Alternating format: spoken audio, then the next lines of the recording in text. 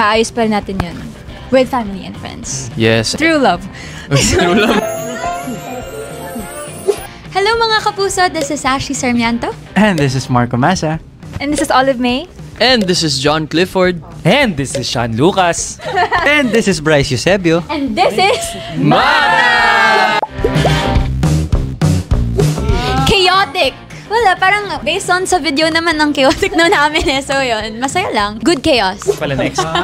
Chill, I think. Sa set, di naman kami laging nag-update to each other, I guess, na friendship. Pero pag nagkikita kami lahat, alam mong solid. Caring, kasi parang brothers and sisters na talaga yung touring namin sa isa't isa. And parang every week nagkikita talaga kami. Joyful. Kasi sobrang saya sa set. Honestly, like, parang peaceful and at some point parang family na rin na talaga kami. Strong. Kasi nag-yoga tayo sa Maka.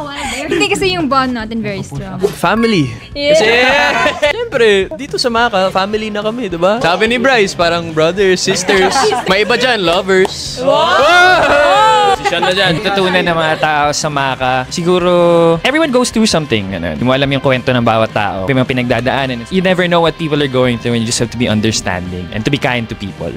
Akin siguro yung friendship na you're never alone. You can always talk to someone. It's about friendship din naman kasi talaga yung Maka. Rely on each other. Always. Tutunan natin sa Maka is yung importance ng pagiging kaibigan. Bilang tao, we go through some troubles, diba? Pero we're there to help sa makakaya natin. It's all about the journey din ng bawat tao nga na we all go through our ups and downs. But at the end of the day, what matters is the company.